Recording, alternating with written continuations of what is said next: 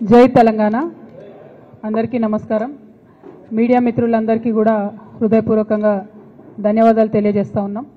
ఈ రాష్ట్రానికి సంబంధించినటువంటి అత్యంత కీలకమైనటువంటి జలవనరు మనకు కృష్ణా నది.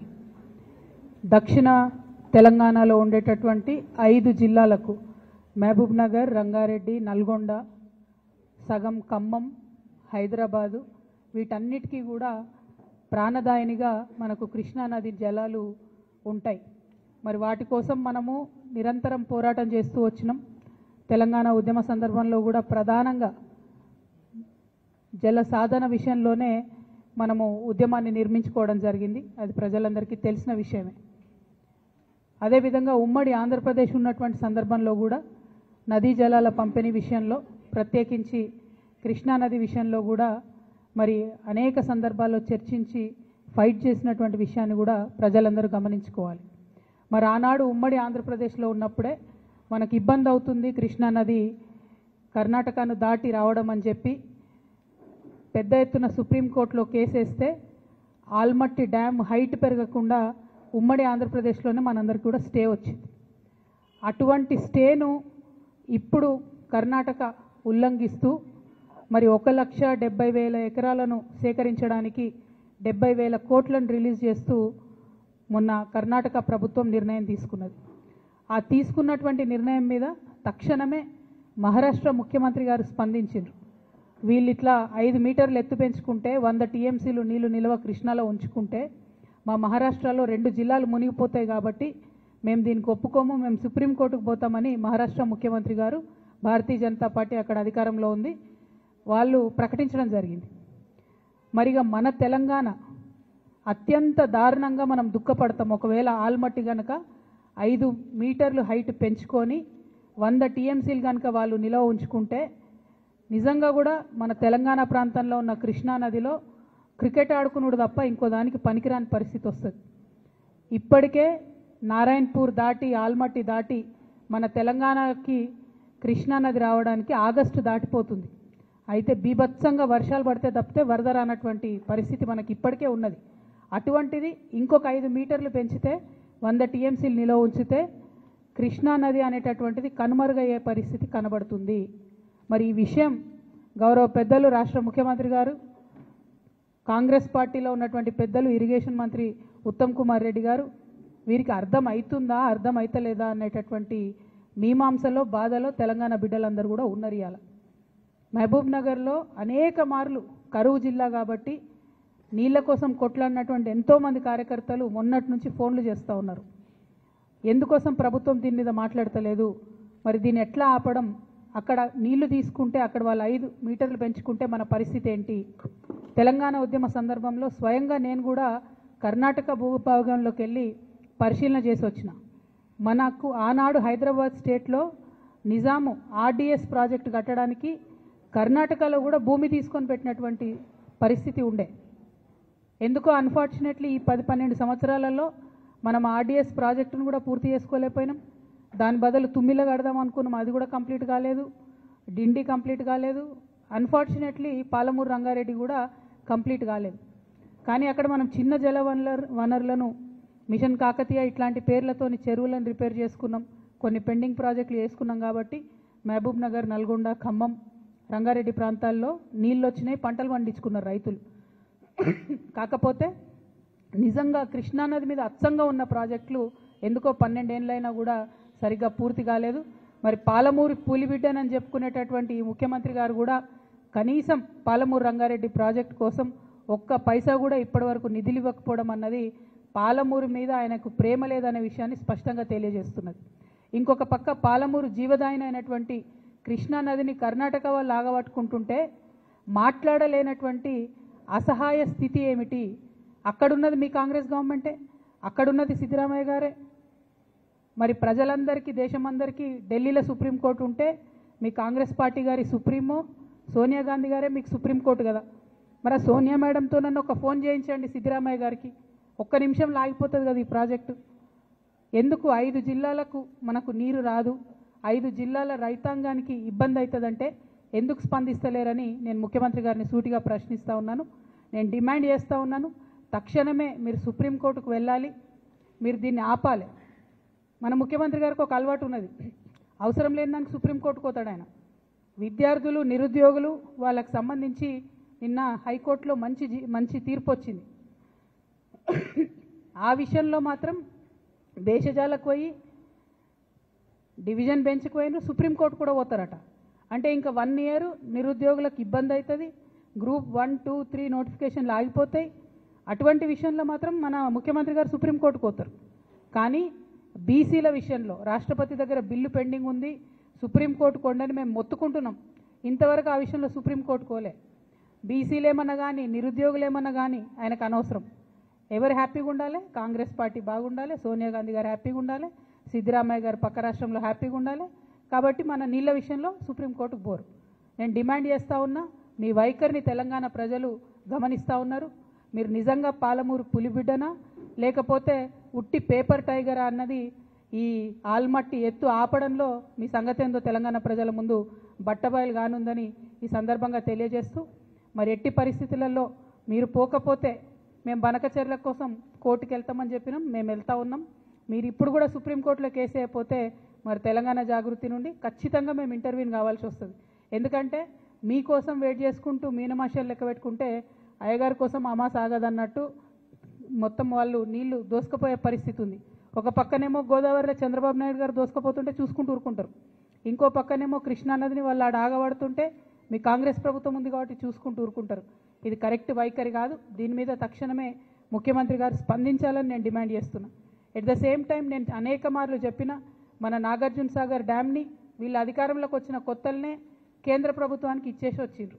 ఇప్పుడు పరిస్థితి ఏంటంటే చిన్న రిపేర్ వర్క్ చేయాలి నాగార్జున సాగర్లో అంటే 2 నుంచి 3 నెలలు పడుతుంది. వీళ్ళు కేఆర్ఎంబీకి రాయాలి, కేఆర్ఎంబీ ఇంకెవరికో రాయాలి, అక్కడ నుంచి పర్మిషన్ రావాలి. అంటే మన భూభాగంలో మన డబ్బులతో కట్టిన ప్రాజెక్టులకు కూడా పర్మిషన్లు వస్తున్నాయి, పర్మిషన్లు రానటువంటి పరిస్థితి. కాబట్టి దీని మీద కూడా తక్షణం స్పందించాలి. అన్నిటికన్నా ఇంపార్టెంట్, ఇప్పుడు కృష్ణా వాటర్ బోర్డు మీటింగ్ మన జరగబోతా ఉన్నది హైదరాబాద్లో. కృష్ణా ట్రిబ్యునల్ హియరింగ్ జరుగుతూ ఉన్నది హైదరాబాద్లో, ఈ వారంలో జరుగుతున్నది. నా డిమాండ్ ఏంటంటే ఆల్మట్టి ఎత్తు పెంచుతున్నటువంటి ఈ క్లిష్ట సమయంలో ఉత్తమ్ కుమార్ రెడ్డి గారు కాదు, వారితో పాటు రాష్ట్ర ముఖ్యమంత్రి హోదాలో రేవంత్ రెడ్డి గారు కూడా అటెండ్ అవ్వాలి. మీరు అటెండ్ అయితేనే మనకు రావాల్సినటువంటి న్యాయం జరుగుతుంది, మనకు దక్కాల్సినటువంటి వాటా దక్కుతుంది. మీ సిన్సియారిటీ ఏందో కూడా ప్రజలకు అర్థమవుతుందని చెప్పి ఈ సందర్భంగా నేను డిమాండ్ చేస్తూ ఉన్నాను. మరి తెలంగాణ జాగృతి పదే పదే చెప్పిన విషయం మళ్ళొకసారి గుర్తు చేస్తున్నా. ఇదంతా ఎందుకు జరుగుతుందంటే నీళ్ల విషయంలో ఆంధ్రాలో పనిచేసినటువంటి ఆదిత్యనాథ్ దాస్ గారిని తెలంగాణకు అడ్వైజరీగా పెట్టుకున్నప్పటి నుంచే ఈ ఇబ్బందులన్నీ జరుగుతున్నాయి. వారిని తక్షణమే తొలగించండి. వారికి మన తెలంగాణ మీద ప్రేమ ఎందుకుంటుంది? కనీసం మీకుందని మీరు నిరూపించుకోండి, మీరు ఆలోచన చేయండి, కృష్ణానదిని కాపాడండి అని చెప్పి నేను ప్రభుత్వాన్ని డిమాండ్ చేస్తూ ఉన్నాను. Thank you. జై తెలంగాణ, జై జాగృతి. Krishna thank you. జై తెలంగాణ.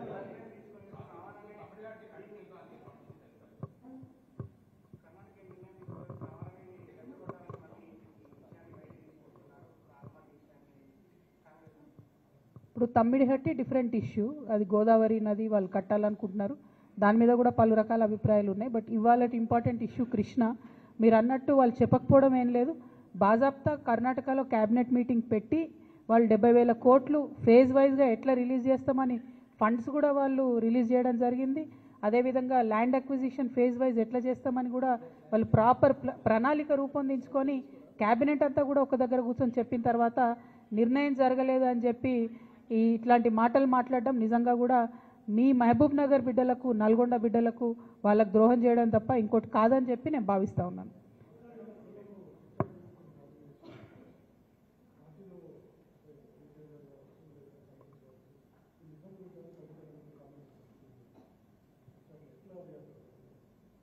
ఇప్పుడు సీఎం గారు ఏమన్నారన్నది నాకు తెలియదు, కానీ తెలంగాణ ప్రజలు అనుకుంటున్న విషయమే కదా అది, తెలంగాణ ప్రజలందరూ గమనిస్తున్న విషయమే. ఇప్పుడు బీఆర్ఎస్ పార్టీ సోషల్ మీడియా నన్నే దాడి చేస్తుంది, హరీష్ అన్న మీడియా నన్నే దాడి చేస్తుంది, సంతోష్ అన్నకున్న సీక్రెట్ మీడియా నన్నే దాడి చేస్తుంది. అందరు కలిసి నా మీద దాడి చేస్తున్నట్టే కదా, అలా కొత్త ఏం లేదు, అది మీ అందరి దృష్టిలో కూడా ఉన్నది కాబట్టి అది కొత్త ఏం లేదు, వింతేం లేదు. Thank you.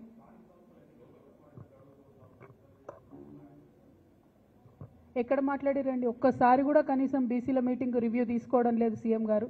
మేము పదే పదే కోరుతున్నాం. నిన్న కూడా మన తెలంగాణ జాగృతి నుండి కూడా మళ్ళీ చెప్పినాం మేము, మీరు కనుక తక్షణం నిర్ణయం తీసుకోకపోతే ఇక మంత్రుల ఇల్లులు ముట్టడించుడు ఉంటుంది ఫస్ట్ ఫేజ్లో. ఇంకా కూడా నిర్ణయం తీసుకోకపోతే ముఖ్యమంత్రి గారి ఇల్లు కూడా ముట్టడించాల్సి వస్తుంది.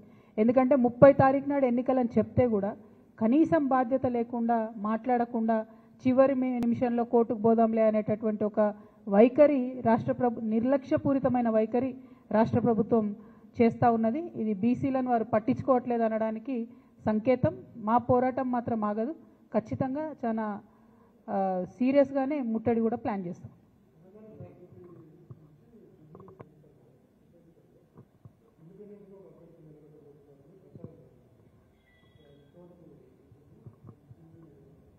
జై తెలంగాణ. Thank you.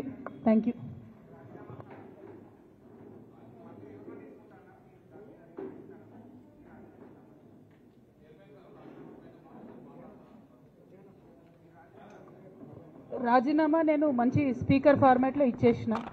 చైర్మన్ గారు నాకు మళ్ళీ నేను తెల్లారు కూడా ఆయనకు ఫోన్ చేసి కూడా చెప్పిన, నేను మంచి సౌండ్ మైండ్లో ఇచ్చిన సార్, కంపల్సరీ నా రెసిగ్నేషన్ యాక్సెప్ట్ చేయండి అని.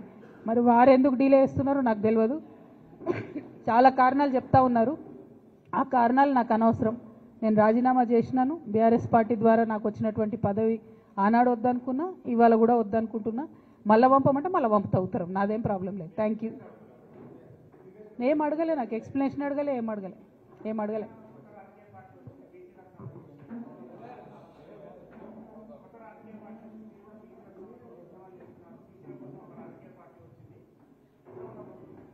తప్పకుండా స్వాగతిస్తాం కదండి. ప్రజాస్వామ్యంలో ఎన్ని పార్టీలు ఉంటే అంత మంచిది, ఎన్ని గొంతులు ఉంటే అంత మంచిది, ఎన్ని వాయిస్లు ఉంటే అంత మంచిది. తెలంగాణ ఉద్యమంలో కూడా మనం ఒకటే మాట అనుకున్నాం, ఎంతమంది జై తెలంగాణ అంటే అంత జల్దీ తెలంగాణ వస్తుందని. సో ఇప్పుడు కూడా ఎంతమంది జై బీసీ అంటే అంత జల్దీ బీసీలకు రిజర్వేషన్లు వస్తాయి. కాబట్టి అందులో సెకండ్ థాట్ ఏం లేదు. తప్పకుండా స్వాగతిస్తాం. Thank you. జై తెలంగాణ. ఇంకా చాలా మాట్లాడేది ఉండేనా మనం? నా బాధ ఏంటంటే నేను బతుకమ్మ చెప్తే మీరు కృష్ణ నీళ్ళు వేయరేమో అని. దానికేనా? రేపటి నుంచి బతుకమ్మ సంబరాలు ప్రారంభం అవుతున్నాయి. ముందుగానే తెలంగాణ ఆడబిడ్డలందరికీ కూడా బతుకమ్మ పండుగ శుభాకాంక్షలు తెలియజేస్తూ ఉన్నాం. మరి ఎట్ ద సేమ్ టైం వచ్చినటువంటి ఆహ్వానాలన్నింటినీ కూడా పరిశీలన చేసి దాని ప్రకారం ఒక షెడ్యూల్ తయారు చేసుకోవడం జరిగింది. ఆ షెడ్యూల్ కూడా నిన్న మీ అందరికి కూడా రిలీజ్ చేయడం జరిగింది. అందులో భాగంగా మొదటి రోజు చింతమడకకి వెళ్తూ ఉన్నాము. మరి అట్లానే తర్వాత కార్యక్రమాలన్నింటినీ కూడా మీకు చెప్పడం జరిగింది. అట్లానే ఎప్పుడు చేసినట్టే తెలంగాణ జాగృతి నుండి కూడా ఈసారి ఒక పాట కూడా మళ్ళీ చేస్తూ ఉన్నాము. దాన్ని మాటల తిరుపతి గారు సోదరుడు తను రాసిండ్రు, మంగ్లీ పాడుతున్నది. సో ఈరోజు ఈవినింగో రేపు మార్నింగో అది కూడా రిలీజ్ అవుతుంది. సో అట్లా ఎప్పుడు చేసినట్టు బతుకమ్మ సంబరాలు ఎక్కడ తగ్గకుండా చేయాలని అనుకున్నాం. పోయినసారి మీకు తెలుసు, రాజకీయంగా క్లిష్ట పరిస్థితులలో పోయినసారి హాజరు కాలేనటువంటి పరిస్థితి ఉండే. ఈసారి అన్ని చోట్ల బతుకమ్మ చేసుకోగలగడం అన్నది చాలా సంతోషాన్ని ఇచ్చే విషయం. అయితే ఈ సందర్భంగా ముఖ్యమంత్రి గారిని నేను మళ్ళీ డిమాండ్ చేస్తున్నా, బతుకమ్మకు చీరలు ఇచ్చినారు ఇదివరకు, మీరు ఒకటి కాదు నేను 2 ఇస్తా అని చెప్పారు. 2 లేవు, 1 లేదు, ఎక్కడా లేదు. కాబట్టి బతుకమ్మకు మా ఆడబిడ్డలందరికీ చీరలు ఇవ్వాలని చెప్పి డిమాండ్ చేస్తూ ఉన్నాను. ఎట్ ద సేమ్ టైం దాన్ని ఆ చీరకు ఇంద్రమ్మ అని పేరు పెట్టకుండా బతుకమ్మ చీరను ఉంచితేనే బెటరు. ప్రతి సందర్భంలో తెలంగాణ యొక్క అస్తిత్వాన్ని తుడిచేసేటటువంటి కుట్ర జరుగుతున్నది మీ ప్రభుత్వంలో. అట్లా కాకుండా బతుకమ్మకు మీరు చీర ఇస్తే బతుకమ్మ చీర పేరుతోనే ఇవ్వండి, లేదా ఏదైనా తెలంగాణ ఆడబిడ్డ పేరుతో ఇవ్వండి. అంతేగాని ఇంద్రమ్మ పేరుతో మాత్రం ఇవ్వద్దు. ఇప్పటికే కుట్రపూరితంగా ఈ ప్రభుత్వం తెలంగాణ తల్లి దగ్గర నుండి బతుకమ్మను దూరం చేసింది. ఇప్పుడు తెలంగాణ ఆడబిడ్డల దగ్గర నుంచి బతుకమ్మ చీరను దూరం చేసింది. ఇటువంటి పరిస్థితి రాకుండా శ్రద్ధ పెట్టి ఆడబిడ్డల పట్ల గౌరవాన్ని, మన పండగలు, మన సంస్కృతి పట్ల గౌరవాన్ని పెంపొందించే కార్యక్రమాలు ప్రభుత్వం చేయాలని చెప్పి నేను డిమాండ్ చేస్తాను.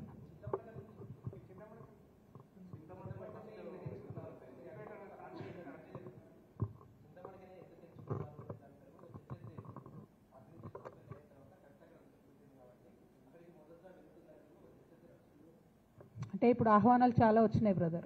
సొంత ఊరు ఆహ్వానం అన్నది చాలా ఆత్మీయంగా ఉంటుంది, చాలా హృదయంగా ఉంటుంది, హృదయానికి దగ్గరగా ఉంటుంది. కాబట్టి ఆ ఆహ్వానాన్ని యాక్సెప్ట్ చేసినాం. పైగా వాళ్ళు పర్టికులర్గా ఎంగిల్ పూల నాడే రమ్మన్నారు. అంటే మొదటి రోజే రమ్మని అడిగిండ్రు కాబట్టి అక్కడికి పోతున్నాం. ప్రత్యేకంగా రాజకీయపరమైనటువంటి ఇంపార్టెన్స్ మీరు ఎట్లా నేను వద్దన్న ఆపాదిస్తారు అట్లా నాకు తెలిసిన విషయమే. కాకపోతే నేను మాత్రం మా ఊరికి పోతున్నా.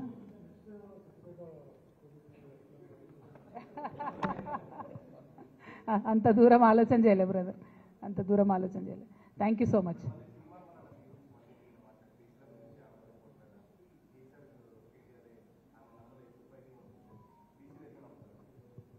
నేనేమంటున్నా బ్రదర్, ఇష్యూ మీద మాట్లాడితే ఆన్సర్ ఇస్తాం, పర్సనల్గా మాట్లాడితే ఇక ఏం చెప్తాం చెప్పు. ఊకే బీసీల గురించి కొట్లాడదాం, అందరం కలిసి గట్టిగా ఎంటబడి బీసీల రిజర్వేషన్ సాధించుకుందాం. ప్రభుత్వం మీద చేయాల్సిన కొట్లాట ఇడిచిపెట్టి బీసీల కోసం కొట్లాటలు మనం లోలు పెట్టుకుంటే ఏమొస్తుంది? అందరం కలిసి ప్రభుత్వం మీద ఫైట్ చేయాలి, అందరం కలిసి లీగల్ ఫైట్ చేయాలి, స్ట్రీట్ ఫైట్ చేయాలి, అవసరమైన కాడ బీసీ రిజర్వేషన్ సాధించాలి.